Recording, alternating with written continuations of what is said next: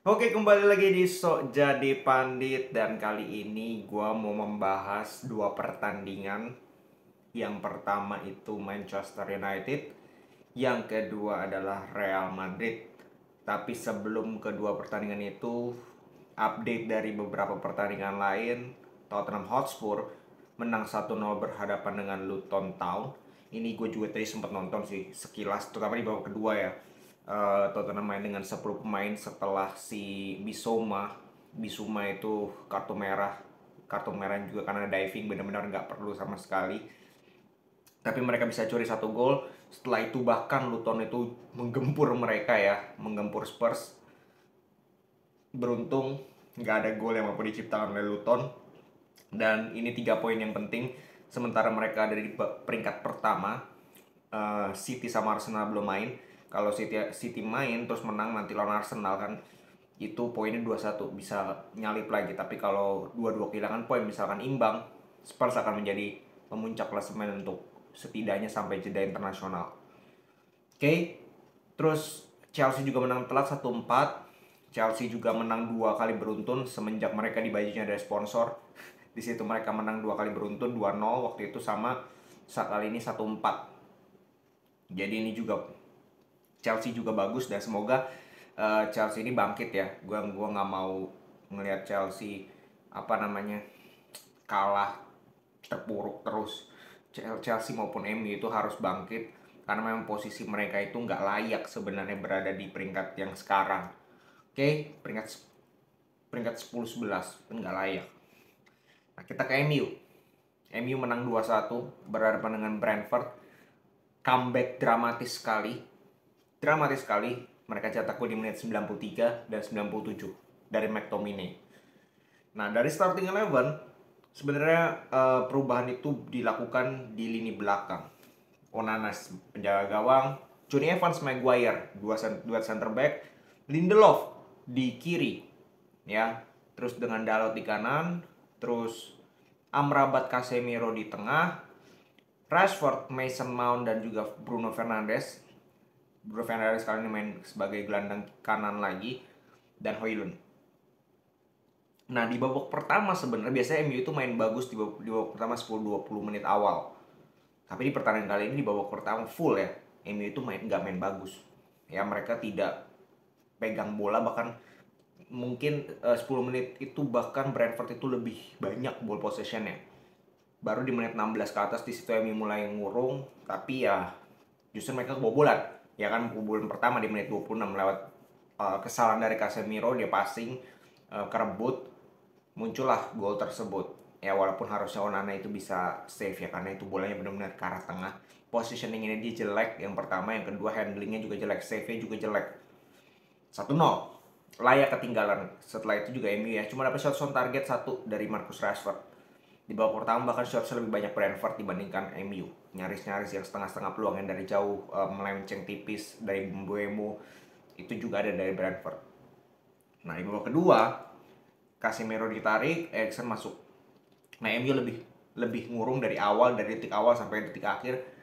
Mereka mengurung Brentford, mereka lebih mengambil resiko, dan ya mereka mendapatkan banyak peluang. Ya, Eriksen tendang, di save, Bruno di save juga, dan masuk ya terutama Garnacho. Terus Anthony ini menambah variasi serangan dari Manchester United. Ya, bahwa Bruno itu kembali main jelek, ya Bruno main jelek ketika main di sayap kanan, gak kelihatan. Rashford ya seperti biasa, Rashford amburadul. Mason Mount juga ya so-so, sehingga digantikan Rashford dengan Mason Mount, Anthony di kanan, Garnacho di kiri, Bruno Fernandes kembali di belakang Højlund. Di situ mulai lebih berjalan, Garnacho lebih mengancam lah setidaknya dibandingkan Rashford, dan tidak egois, itu yang lebih penting.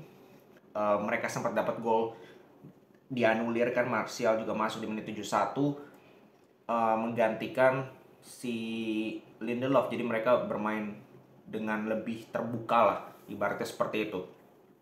Nah, eh masuklah McTominay di menit 87. Ini kan udah ibaratnya udah kartu truf terakhir. Menit 87 masuk, menit 93 lewat bola-bola atas. Ya memang gak ada salahnya coba bola-bola atas, main lebih sporadis lah. Karena memang nggak banyak waktu lagi yang mereka miliki, dan kalau mereka pertahankan passing dari kaki ke kaki nggak bakal gol, nggak bakal create peluang karena Brentford udah parkir bus, sehingga bola-bola atas lah menjadi opsi. Itu keputusan yang cerdas, dan dapatlah 2 gol di menit 93, bola atas juga. Di menit 97 itu krusial, heading dari Maguire, assist disambut oleh McTominay, bam, 2-1. Nah, kemenangan ini menurut gue sangat penting untuk MU. Setidaknya moral mereka meningkat, ya, dan mereka mau fight hingga menit akhir. Itu yang jauh lebih penting. Nah, semoga spirit ini dibawa nanti ke next match, walaupun ada jeda internasional seminggu. Semoga pemain-pemain yang gak ada yang cedera lagi, sehingga nantinya ketika mereka kembali ke Premier League lagi, bertanding di tanggal 22 Oktober menghadapi Sheffield United di kandang Sheffield, mereka bisa menanamkan spirit itu sejak awal. Dan mereka bisa ngegas sejak awal, mereka bisa memenang secara meyakinkan, nggak usah comeback lagi. Nah, ini yang semoga MU juga bisa bangkit sama dengan Chelsea tadi, ya. Karena setelah itu mereka lawan Copenhagen di Champions League, ini juga harus menang, ya. Lalu habis itu lawan Manchester City, nah ujian lagi. Habis itu lawan Newcastle, berat juga. Jadi minimal 2 pertandingan ini harus sapu bersih, Sheffield lawan sama Copenhagen. Nah, kita lihat apakah MU bisa bangkit ya dari keterpurukan atau tidak. Oke, kita ke Real Madrid terakhir. Real Madrid menang 4-0. Di 2 pertandingan terakhir Madrid di La Liga, mereka sudah cetak 7 gol dan tidak kemasukan. Lawan Girona 3-0, lawan Osasuna 4-0. Di lawan Girona di kandang Girona, kali ini di Bernabeu. Di Napoli mereka kebobolan 2 memang, tapi mereka cetak 3 gol. Artinya dari 3 pertandingan mereka cetak 10 gol. Cara produktivitas mereka sudah meningkat. Dan dari starting 11 ini ada perubahan sedikit dari Ancelotti. Bukan dari pemain ya, karena kalau dari pemain ya mereka sering rotasi. Modric kadang Kroos main, kali ini Modric main, di belakang Tchouaméni dimainkan center back karena nggak ada pilihan lain, sesimpel itu. Yaitu perubahannya di mana? Di formasi 4-4-2 diamondnya diubah jadi 4-4-2 biasa dengan 2 gelandang kiri dan kanan. Bellingham ditaruh di kiri dan Valverde di kanan. Itu yang dilakukan oleh Ancelotti. Sedangkan di depan Vinicius dengan Joselu. Nah, fungsi 4-4-2 yang murni ini ya, dengan 2 layer, artinya 2 layer pertahanan, fungsinya apa ya? Untuk mencegah kelemahan Real Madrid di awal-awal, terutama di defense, yaitu mengantisipasi crossing. Crossing itu kok tidak datang hanya dari tiba-tiba dari tengah langsung crossing ke depan gol, enggak, tapi dari sayap. Nah, dengan formasi 4-4-2 diamond, sayapnya itu kosong seringkali, sehingga fullbacknya itu seringkali menghadapi 1 lawan 2 dengan pemain lawan. Nah, mungkin ini yang dievaluasi oleh Ancelotti, which is good. 2 pertandingan terakhir mereka tidak begitu lemah karena dua pemain ini, Bellingham dan Valverde di gelandang kanan kiri ini mengcover, sehingga posisinya 2 lawan 2 di sayap, sehingga nggak begitu banyak serangan dari sisi sayap. Itu yang positif ya. Ketika menyerang ya kembali lagi dua-duanya masuk ke tengah, Carvajal overlap, Mendy overlap, Vinicius kadang melebar, jadi nggak banyak berubah kalau ketika menyerang. Tapi ketika bertahan kelihatan perubahan pattern ya, dan which is good ya, artinya ada evaluasi di sana. Nah, di babak pertama sebenarnya selain gol dari Bellingham yang keren, set play, Real Madrid nggak begitu banyak dapat peluang. Real Madrid tidak banyak meng-create peluang di babak pertama. Bahkan Osasuna itu di akhir-akhir itu sempat lebih mengancam ini pertahanan Real Madrid ya, dengan permainan yang counter, karena Real Madrid totally menguasai pertandingan, tapi Osasuna dengan sedikit space yang mereka bisa dapatkan, mereka bisa berapa kali mengancam. Tapi ya kualitas finishingnya buruk, sehingga mereka tidak bisa curi gol. Nah, tapi di babak kedua ya praktis dilibas. Dari awal sampai akhir benar-benar Madrid control the game. Mereka tahu apa yang mereka harus perbuat. Mereka cetak gol kedua di menit 54. Bellingham golnya juga luar biasa keren, kombinasi dengan Valverde. Nah, habis itu 2-0, Osasuna lebih terbuka, Vinicius dapat counter. Kamavinga tackle, Valverde assist ke Vinicius. Golnya luar biasa. Memang Vinicius di babak kedua itu mainnya luar biasa karena dia mendapatkan space. Beda dengan di babak pertama, dia nggak kelihatan karena Osasuna praktis parkir bus. Dan gol keempat ya, itu kontrol yang luar biasa juga dari Vinicius kan, sebelum dia memberikan assist kepada Joselu.